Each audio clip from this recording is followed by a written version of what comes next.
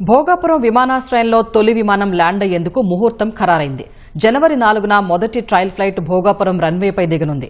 ఢిల్లీ నుంచి పౌర విమానయాన శాఖ మంత్రి రామ్మోహన్ నాయుడుతో కలిసి భోగాపురం విమానాశ్రయంలో దిగనున్నట్లు విజయనగరం ఎంపీ కలిశెట్టి అప్పలనాయుడు చెప్పారు. జూన్ నాటికి భోగాపురం ఎయిర్పోర్టు పూర్తయి సేవలన్నీ అందుబాటులోకి వస్తాయంటున్న అప్పలనాయుడుతో ఈటీవీ ముఖాముఖి. ప్రతిష్టాత్మకమైనటువంటి భోగాపురం ఎయిర్పోర్ట్ సంబంధించి మరొక అద్భుతమైనటువంటి అడుగు పడుతోంది. కొత్త సంవత్సరంలో జనవరి 4వ తారీఖున మొదటి విమానం అంటే పరిశీలన కోసం ప్రయోగాత్మకంగా పనిచేసేటువంటి ప్రక్రియగా భావించుకోవచ్చు, నడిచేటువంటి అవకాశం ఉంది. ప్రస్తుతం మనతోటి విజయనగరం పార్లమెంట్ సభ్యులు కలిశెట్టి అప్పలనాయుడు ఉన్నారు. వారితో మాట్లాడదాం. భోగాపురం ఎయిర్పోర్ట్ అనేది ప్రతి ఒక్కరికి కూడా దగ్గరగా ఉన్నటువంటి ఒక అద్భుతమైన ప్రాజెక్ట్. ఎలా ఉంది, ఎంతవరకు వచ్చిందంటారు? అలాగే కొత్త సంవత్సరంలో మరింత అద్భుతమైన అడుగులు పడేటువంటి అవకాశం ఉందంటున్నారు. ఏమండి? చాలా ఆనందం అనిపిస్తుందండి. ఇది ఉత్తరాంధ్ర ప్రధానికానికి ఒక అద్భుతమైన కళండి.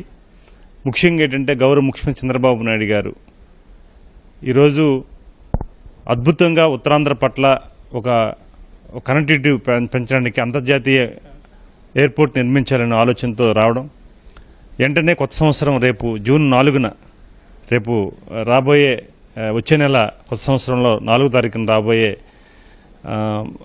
తొలి ఫ్లైట్ కూడా రాబోతుంది. ఢిల్లీ నుంచి కూడా వచ్చి ఢిల్లీ నుంచి కూడా ఇటు తిరిగి రిటర్న్ ఢిల్లీ వెళ్తుంది. ఇది ప్రయోగాత్మకంగా అంటే టెస్టింగ్ విమానం మనం సర్వీస్ అంటాం. గౌరవ పౌర విమానయాన శాఖ మంత్రి కింజరాపు రామ్మోహన్ నాయుడు గారు, మెంబర్ ఆఫ్ పార్లమెంట్కి నేను దాంట్లో ప్రయాణం చేయబోతున్నాం.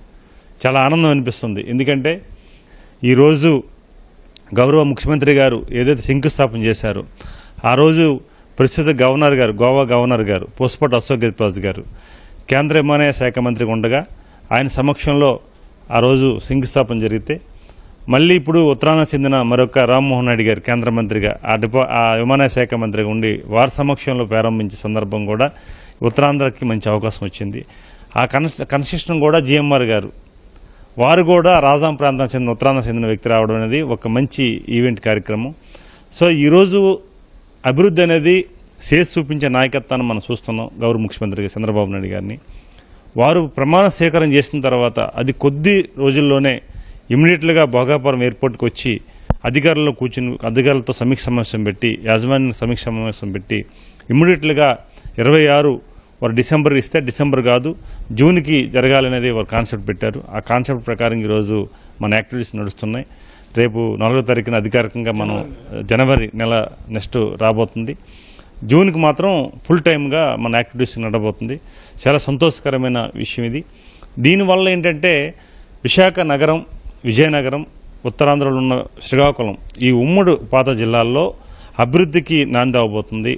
ముఖ్యంగా విజయనగరం, శ్రీకాకుళం తో పాటు విశాఖ నగరం కూడా కనెక్టివిటీ పెరగడం వల్ల అంతా కలిసి ఒకప్పుడు హైదరాబాద్, సికింద్రాబాద్ అట్లాగే హైదరాబాద్ ఇప్పుడంతా ఒక యూనిట్ అయిందో రేపు జంట నగరాలు అవబోతున్నాయి అనేది ఒక ఆనందకరమైన విషయం. ఎందుకంటే ఇటు విజయనగరం అవ్వచ్చు లేకపోతే విశాఖ నగరం అవ్వచ్చు, ఈ రెండు కూడా కలుస్తున్నాయి.